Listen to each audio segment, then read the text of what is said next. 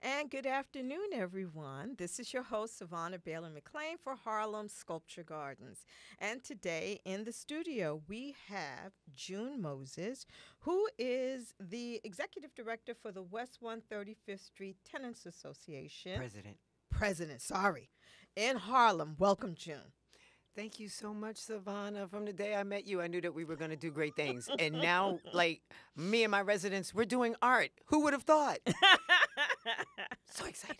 Thank you for having me. So we met in, I think it was February, correct? Late January, February, when Yes. Congressman Espaillat was giving a Black History Month program.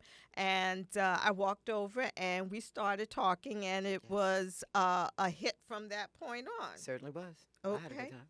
And one of the things that you impressed upon me was the fact that you're not just leading a tenants association, you're advocating for housing, for quality of life, for bringing diversity, and I'm talking about services, to Harlem. So why don't you tell us a little bit about that and what your tenants association is trying to do? Oh, thank you so much. Our buildings are the 10 buildings in Harlem on 135th Street between Lenox and 7th. We have 198 units. There's about 1,000 people that live there. Our older people, our younger people, the children. We've got a lot of people that live there. And one of the things that people wrongly assume is that we kind of don't care for our community and we don't see beauty and we don't like art. And although we do advocate for residents and the research and the repairs and the usual bits, as an association, we also branched out, and it's not just about the social things, because we did do, like, we fed the community during the pandemic. We partnered with World Central Kitchen, and Nan helped us too and stuff. So we do those kind of things, but after we cleared the pandemic somewhat, we were like, what else can we do? We have Miss Laverne, our second vice president, who does we do like art sip and paints for the children. The adults come. So it becomes like a whole block thing where everybody creates art. We do every spring, we go out and we put flowers in the pots. In our year in 2021, one of our residents was amazing with going around and getting all the flowers and everything. She got help from Inez Dickens' office. She got help from Ella Day Williams. Like, people were just like, here, sis, let's get this.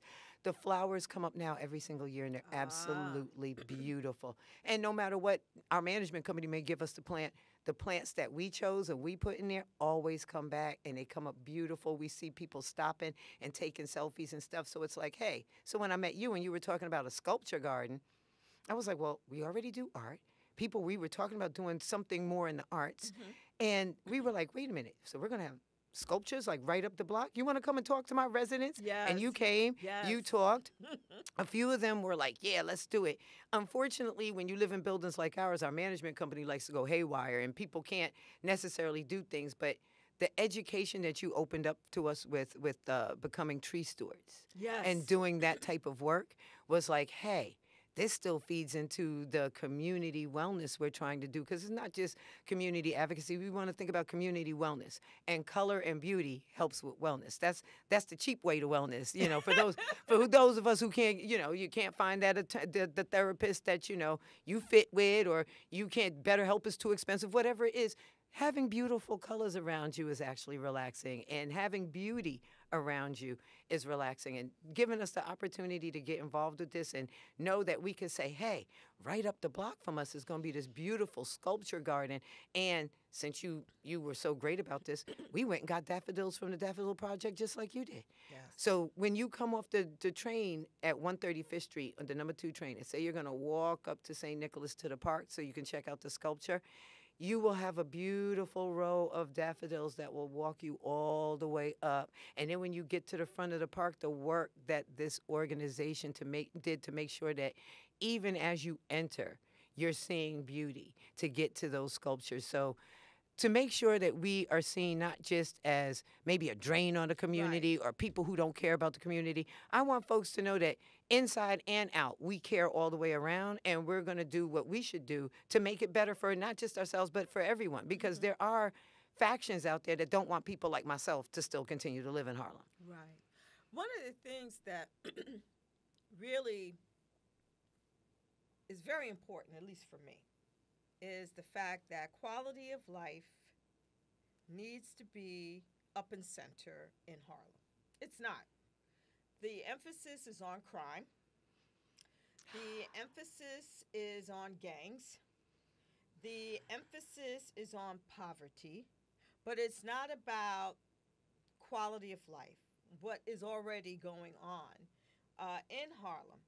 And it really does impact the residents of Harlem because when you deal with parks, that's a very political thing. People don't realize it, but land, parks, it's a very political thing. The tea is hot. And folks tend to want to control, manipulate the narrative when it comes to spaces in communities of color. And I was so glad that your organization was interested in hearing how I wanted to push stewardship versus cleaning.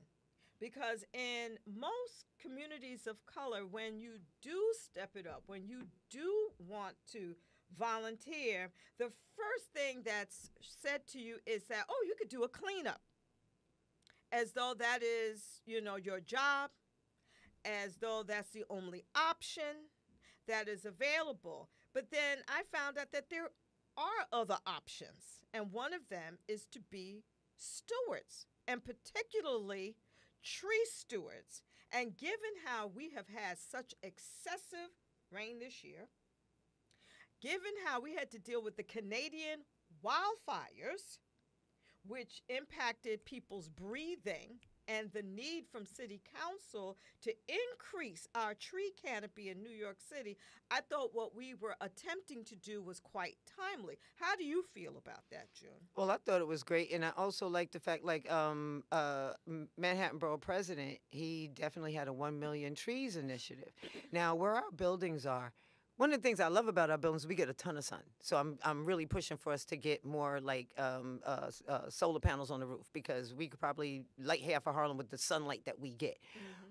But what we have found is, and I'm sorry, I just had like 50,000 other thoughts within there. But what I find is people think that folks like us, we don't deserve. Mm. And with that not deserving, they think that we won't do. Or we're only allowed to do but specific things because they don't really want to do nothing. In my experience, that is certainly not the case. Most people that they think don't want to do nothing, they don't do things because they were discouraged. They were not treated respectfully. And when you're talking about stewardship and you're talking about, we've always looked to partner. And I have to say within Harlem, besides yourself, your group, we've had great partners within the community. We can't find that partnership in other areas, which makes it difficult. Like landlords are very hard to find partnerships with.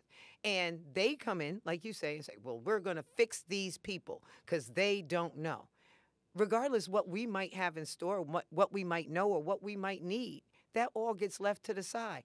And in Harlem, like you said, it's all focused on crime. Is it really that bad crime? Is that what the data that everybody, they like to beat us over the head, data. Is that what the data says? Or is that an easy answer so that you don't have to think about resources? Because a big problem that we have in Harlem, or in the city period, is the way we move these resources. Okay. And the way the resources move is, for some things, there's always plenty of money and plenty of reasons why that money should be there. But for things like neighborhoods like ours, there's, we don't have it this year. We got to do more with less.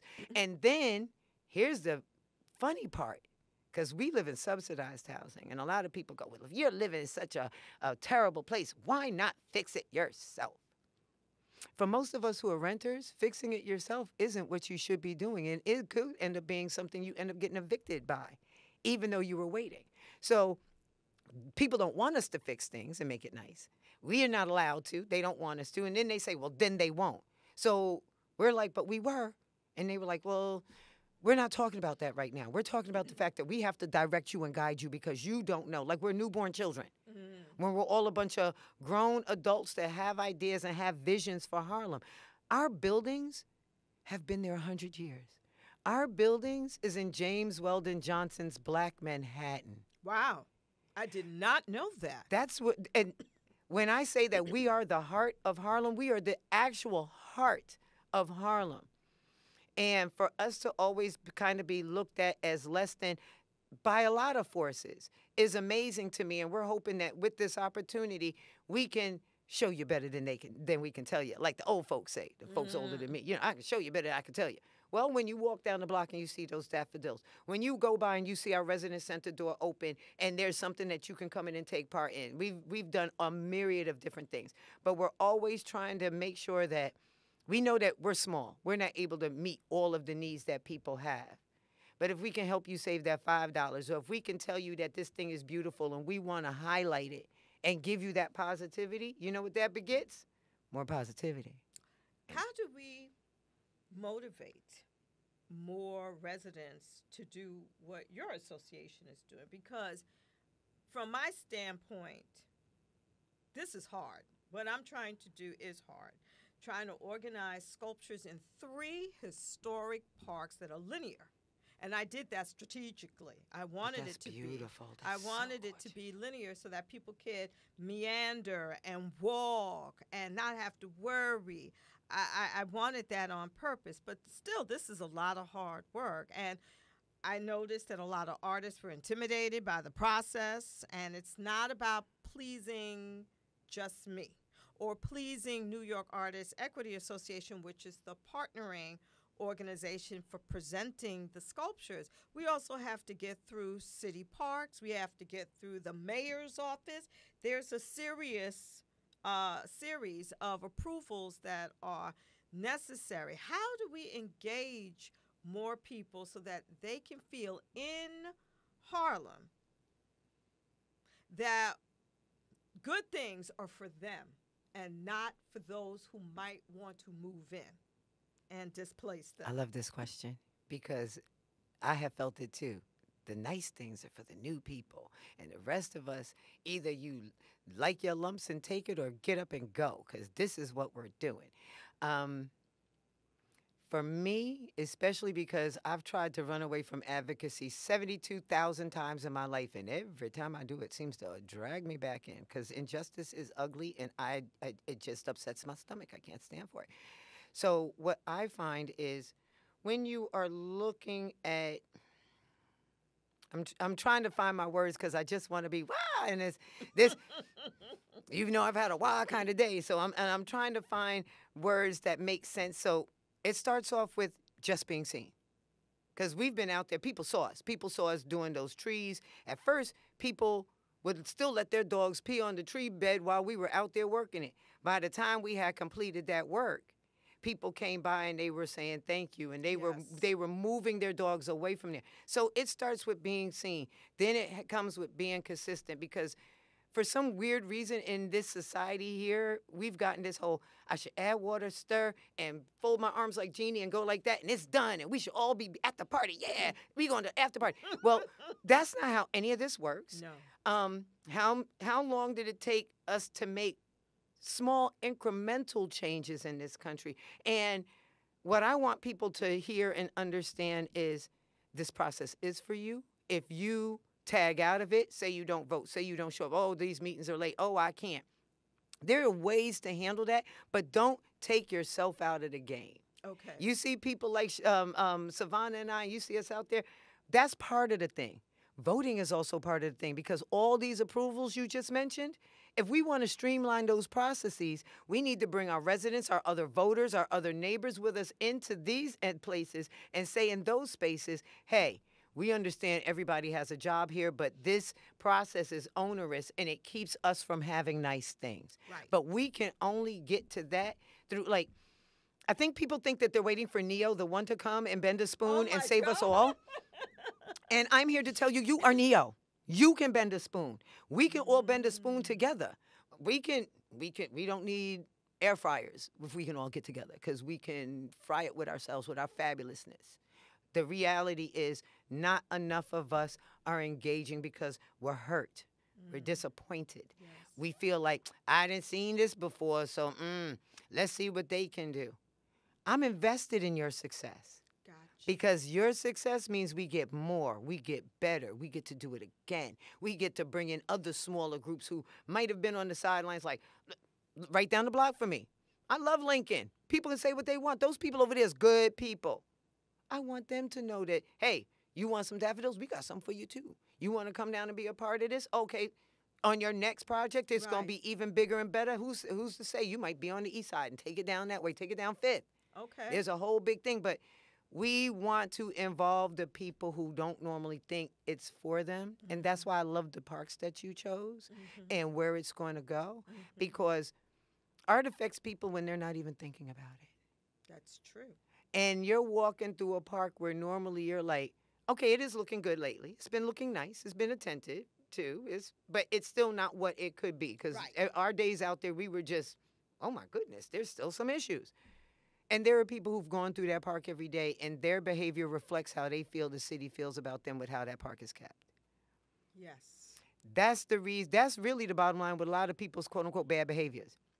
They're looking at behavior that they're terrible, that's bad. But there's no accounting for all these things happen to this person, but you still want them to whisper talk. All these things are keeping this person in a box and not letting them see their fullest potential for no other reason than no other reason, because there really is no reason. You're holding people down and making them feel a way for why. So you expect them to show up in a particular way, then get mad at them because they didn't, when every day. That's hard to reverse. You know, that's why we just have to be present. You cannot change a society overnight. But we got to be present. It takes time. Yes. And when you do discourage, and when you do make people feel like they're not worthy of attention, it does impact behavior, and you cannot flip that around. So our project, Harlem Sculpture Gardens, is not just about having art in parks, but it is about wellness. It is about feeling good about yourself. It is believing that you deserve more than what others might believe. And given the political environments that we're dealing with, and there's so many different political environments, the levels, that I think we really do need to take care of this. And we're back with June because I realized I wanted to ask her, and this is very important, how do you feel about being in a historic area in Harlem? I know that people know things like the Harlem Renaissance and stuff, but where I live, those buildings, most of that was still there. There are some things that are missing. Like I said, our buildings were in James Weldon Johnson's Black Manhattan. But in between Lenox and Fifth, where the Fine Fair is, that's where the UNIA headquarters used to be. Yes, they used to be there. A lot of people don't know about Marcus Garvey. Oh, I do. Because, you know, he was very big on self-determination. Yes. And even in the climate and culture in which we are, there's still a way. And he did, regardless where you came from, he didn't let you kind of like just stay there. He told you to open your mind and dream better and be better for yourself. You can. He believed in entrepreneurship, too. Big time. And there's that space there. But, you know, Robert Moses came along with his fever dream, and now we got the city we in now. You know, that's where Lenox Terrace came from. That was the Robert Moses project. Because remember, all those buildings, a lot of the buildings around us that were historic and beautiful, that may not even have a plaque in front of what used to be there, they were gone because of that whole urban renewal. And if you don't know what that is, Google is fabulous for urban renewal. Look up Robert Moses, look up urban renewal, and see how they took us apart. A lot of us do understand. Robert Moses, you know, and my last name is Moses, no relation. Anyway. You know, he tore the Bronx up quite a bit with that Cross Bronx Expressway. And it was all about disconnecting people from each other, because he really looked down on the poor because he grew up poor. And I thought that was a shame, because most New Yorkers, you know, didn't come from wealthy families. They came from working class families. I wouldn't even say poor, working class families. And he felt ashamed about that. And so that's why I'm asking you, because you're right across the street from the YMCA that is still there to this day. Historic YMCA, the NAACP, Urban League. These groups, when there would be residents who were upset about their housing and stuff, they would meet in that Y. But I want people to understand that our buildings, there was a point due to redlining, people who look like myself, an African American black, I say black, but black woman, could not have lived from Lenox to 12th Avenue because that was redlined and not for us. Our buildings were the first buildings to house African Americans on that side and to help break up the redlining. Like, it's a very interesting space because literally right next door, I've got the original door to the Schomburg, Arturo Schomburg saving our history and putting it in a building, holding it for us so that we can always go and visit it. It's right next door. It's my neighbor. And when people talk about museums, I'm like, I live next door to the museum. Like, you can always go there. They are always open. I've seen Gordon Parks. Like, when you talk about art and just walking past, if we are proud to be able to walk past the Schomburg to go home. Some people may never go in it, but you still have that pride of place. I got you. Around the corner from us is the original space for where the Urban League started. Like, again, this is the literal heart of Harlem. And if people, we're doing our part, but we want our neighbors in our community to also know, not only do we care, we want you to care about us. Yes. When you come through, we have people who come through and take selfies with our flowers, and we have other people who come through like a thief in the night and pull off cuttings and steal our flowers. We had Harlem Week. Harlem Week, I love Harlem Week. We live at Harlem Week. Hooray. They always dump oil in our plants. There's always things that happen like people don't live there. We are surrounded by art and beauty, and then sometimes people come in and forget that this is beautiful, and they make it not pretty. Maybe because they haven't realized that they are beautiful. And that's why they hurt what's around them, because they still sense that they are not beautiful enough. And I think the more we actually green Harlem, the more people will start to feel like it's because you are beautiful too. Yes, it's going to be beautiful. Climate change, whether you believe in it or not, something's going on. Yes. So if we can make it beautiful and build out those trees, make it beautiful and make sure that that art, when I say accessible, I love a good museum like anybody else. Give me a cup of coffee, let me go and sit around, whatever. But sometimes it's just nice to walk through the neighborhood and look up and go, oh my God, that's beautiful there. There's so many places around. Oh, even on the property itself, Weston still has a museum space. One day we'll get into the full history of the block. But there is a museum space there that from, I think it was the 30s, 40s, 50s, and 60s, showcased some of the best black artists. Yeah. Right there in my buildings. James Vanderzee used to have a photo shop in 109. It's no longer there, but he had one of his first photo shops in my building. One of the first photographers to humanize black people and show our humanity. And you mentioned working class earlier. I love the working class. I grew up working class. This system has erased the working class, and in the city of New York, $70,000 is still poor.